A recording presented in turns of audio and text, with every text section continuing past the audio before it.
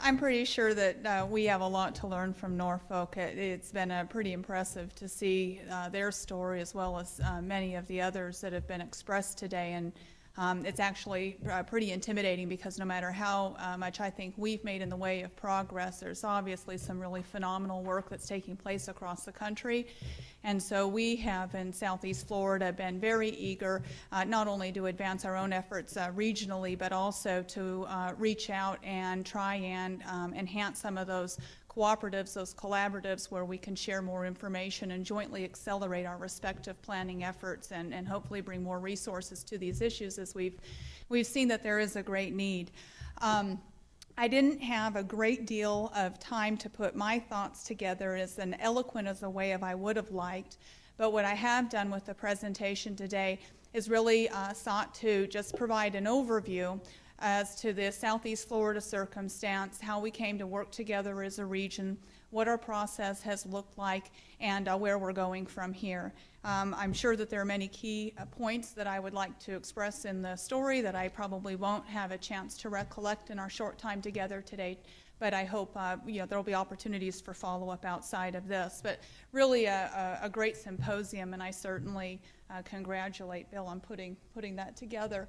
As a bit of introduction to Southeast Florida, I think most folks here know where Florida well sits, but the four counties that I'm going to be referring to today are Palm Beach County, Broward County, Miami-Dade County, and Monroe.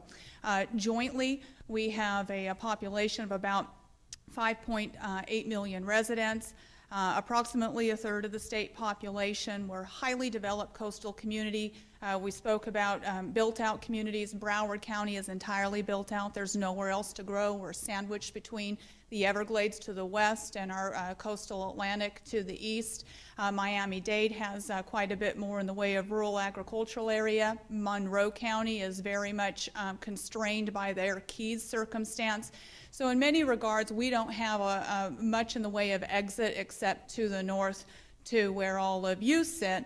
And we're all contending with pretty significant growth demands in our near futures, and I think a lot of this could certainly be exacerbated by what happens with regards to climate pressures. I know in Southeast Florida we've seen unpredictable rates in growth as a result of major storms. Well, I think some of the climate impacts that we are collectively realizing also has the influence to dramatically influence some of the population projections that we use in our planning decisions. Like Virginia, we are also very flat, low-lying, very subject to increases in sea level, tidal surges. We do not have an easy mechanism for removing water from our landscape except through a very intricate and extensive network of canals, which I'll talk about in a little bit further along. And we also lack areas for long-term water storage, so it makes it, one, difficult to manage large volumes of water that we anticipate with increased storm events and climate change. But when we're dealing with periods of drought, we also lack an area to store that same water to help mitigate for some of the water shortages that really do plague our area, despite our average of 58 inches of rainfall a year.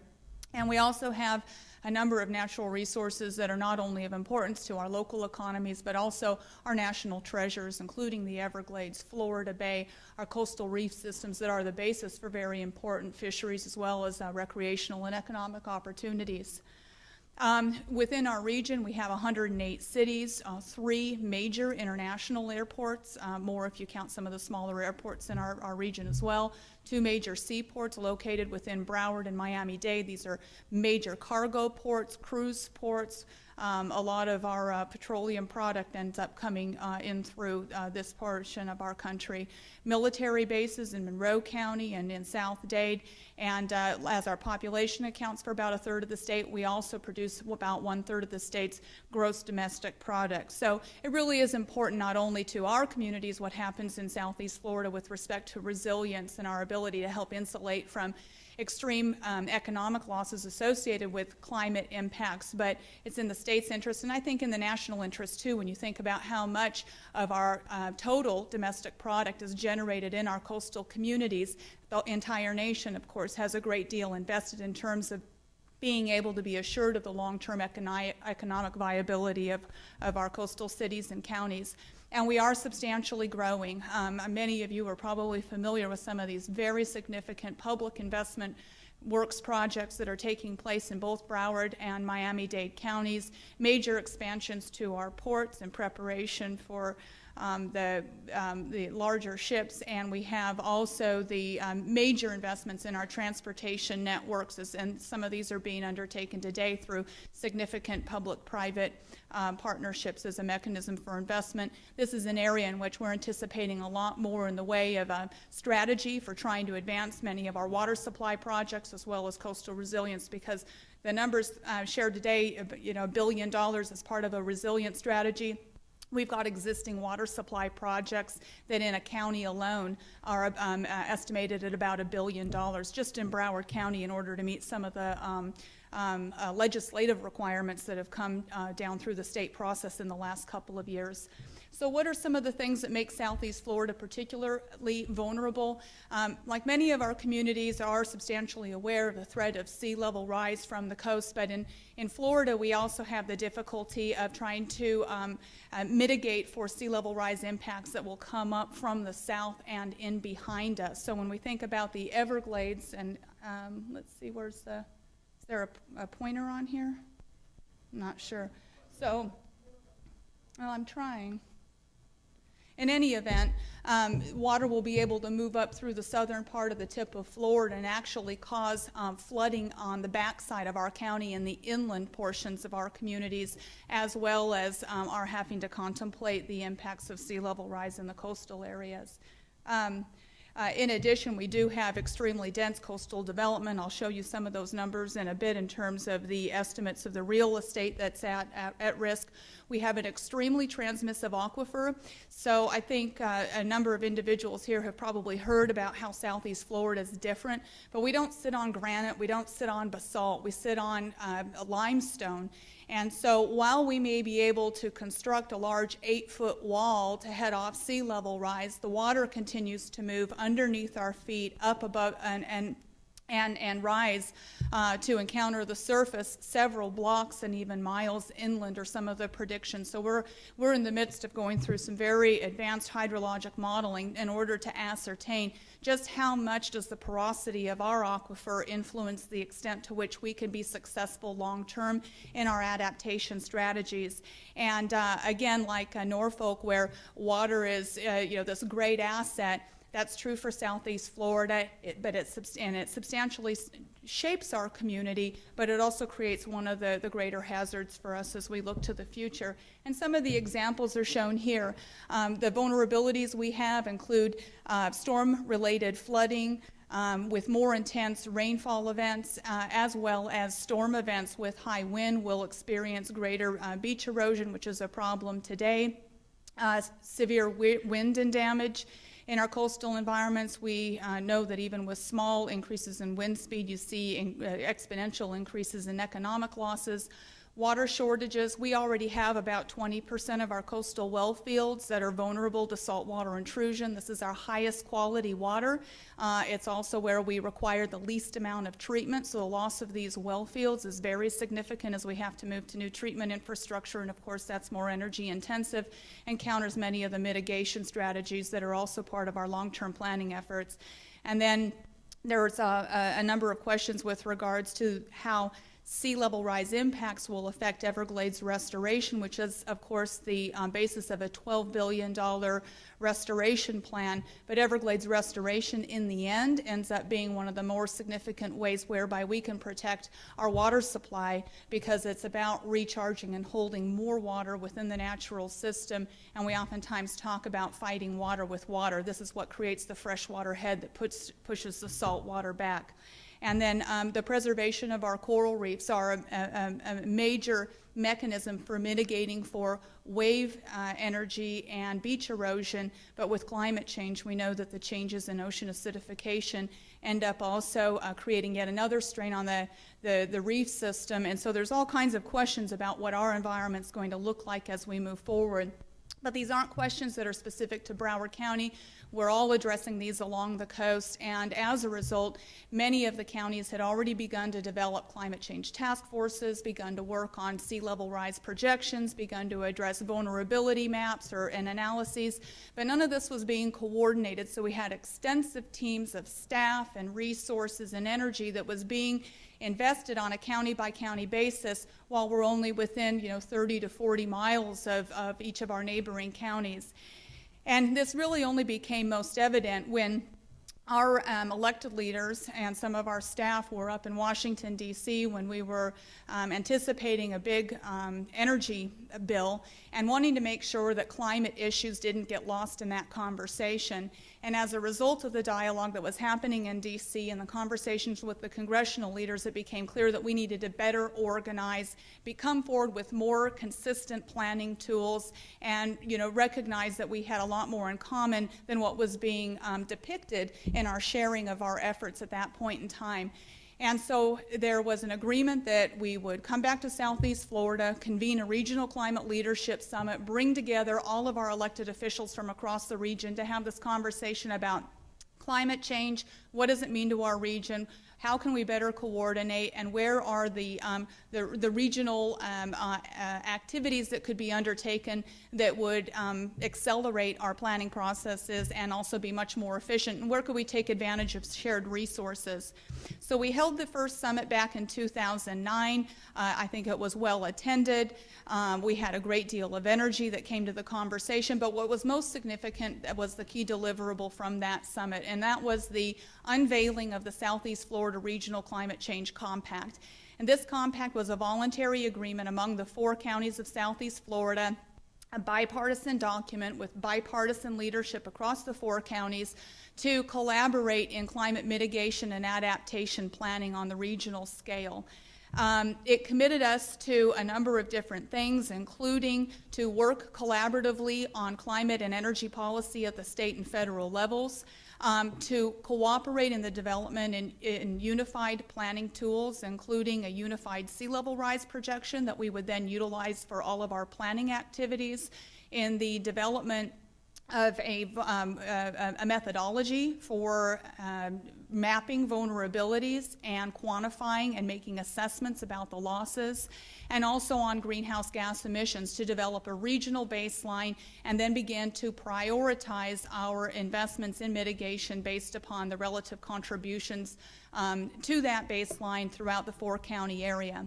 It also committed us to work collaboratively on the development of a regional climate action plan and assigning staff to that exercise, and then reconvening on an annual basis with our elected leadership and as a region in order to assess our progress and determine some of the next steps based upon where there were emerging opportunities. And where we went from there is the development of a staff steering committee that has overseen this effort, and I would acknowledge that this has been done without any external staff. This was during the period of the most significant budgetary reductions that were happening within local government, so we didn't have any grants that were available at this time or new staff resources, but we did it with our existing staff. We developed a coordination process where we were meeting monthly. We developed sub-teams that were focused on the areas of policy and legislative process. This would guide our development of a regional legislative program each year at the state and federal level. We developed a team that would be more focused on the technical aspects of working through the development of the unified planning tools, and then we developed a planning team for the summit processes, and basically this structure has continued to exist through the last several years. We're now in our 5th year, just as a sense of how long we've been working together. And then we've recognized too that the planning team itself that consists of the staff steering committee would continue to move information up through our respective agencies, through administrators, and through our elected officials and boards as that time became appropriate. But what I want to acknowledge in this process is that it wasn't a new governance structure, actually. It was a collaborative process with no new resources, and we all acknowledge that each of our governments and our systems might operate a little bit uniquely, and we chose to respect those differences and acknowledge that we would each have to navigate our paths in accordance with the organizational structure. Subsequent to this initial design, we later reached out extensively to the municipalities where we know so much of the planning and investment is actually going to happen. So we could develop this regional framework, but ultimately the extent to which things get implemented ends up being contingent upon the amount of participation that we have at the municipal level. We, in the last 2 years, well, about a year ago, we developed a mayor's action pledge. About half of the cities in Broward County ended up participating in that process, but it was a commitment to support the Regional Climate Action Plan and to participate in the implementation. We brought formally into the compact planning process a municipal representative from within each one of the counties. In our case, it's the city of Fort Lauderdale. We also expanded the staff steering committee to include environmental participation with the Nature Conservancy. We have the Regional Water Management District, which of course is going to be instrumental in terms of our adaptation initiatives that has representation. And then the Institute of Sustainable Communities has been an important facilitator. We found that it was very helpful to have kind of this neutral voice who was helping to facilitate the collaboration, because we knew that many of our communities came into this process with quite a bit of history behind ourselves too, a lot of competition for resources, and sometimes it was going to be helpful to have this neutral party helping to facilitate that exercise. We also have involved in this process the Regional Planning Council. It's the South Florida Regional Planning Council.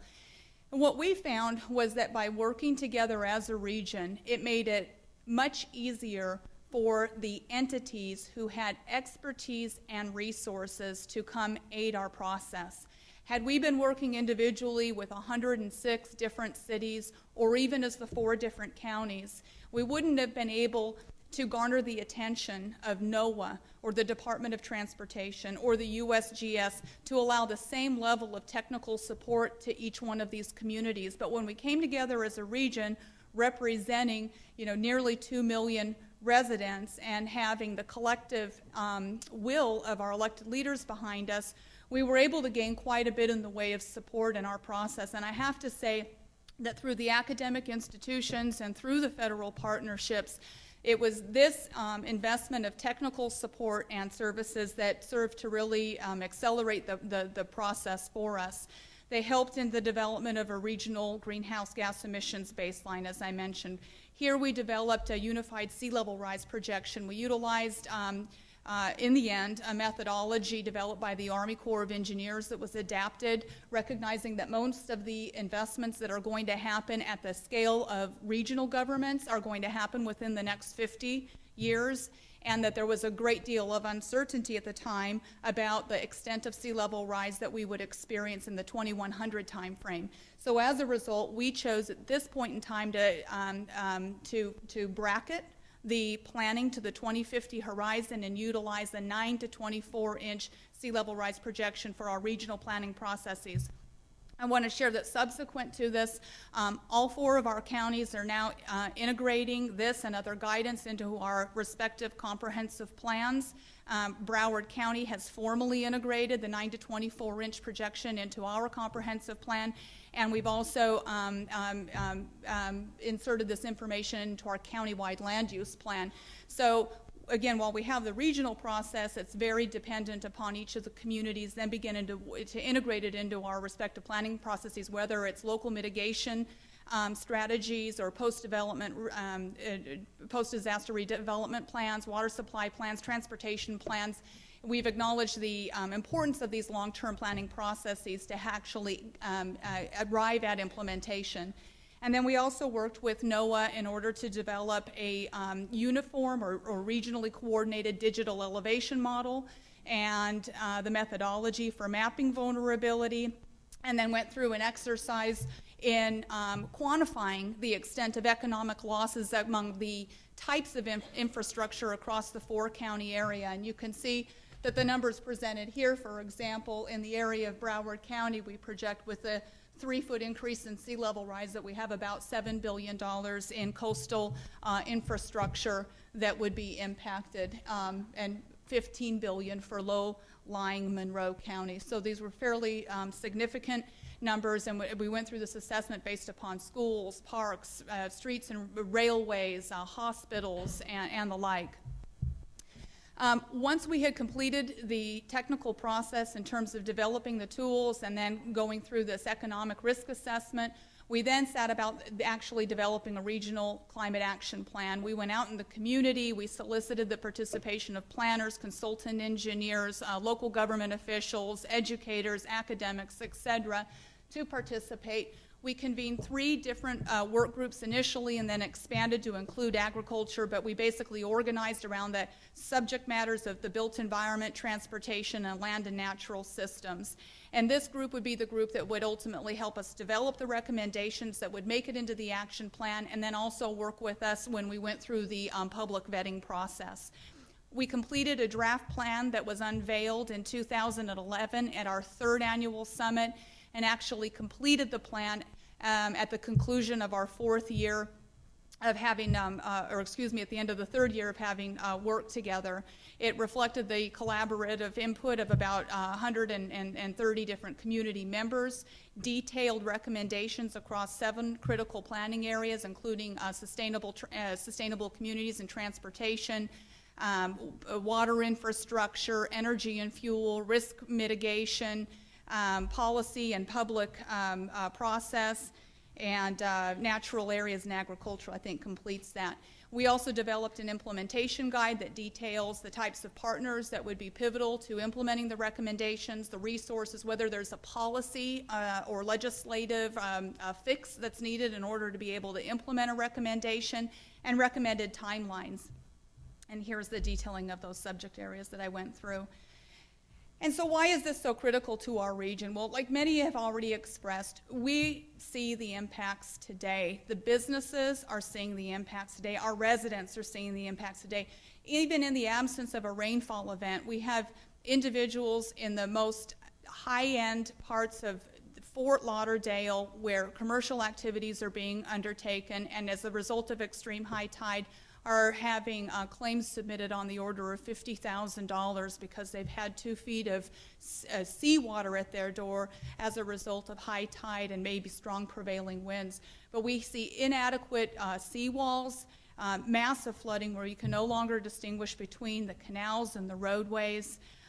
We have inadequate drainage infrastructure. We heard the statements about salt water moving up through the stormwater systems. That's the case here. We have major impacts within the real estate market with regards to the liabilities for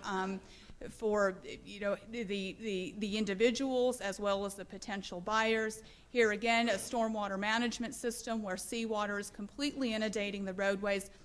We have began to pilot various adaptation measures, valves on these systems that do go a long way towards keeping the saltwater at bay within the infrastructure, but it does go back to that issue of the seawalls and how do you collectively begin to advance the types of improvements that would be needed in your community.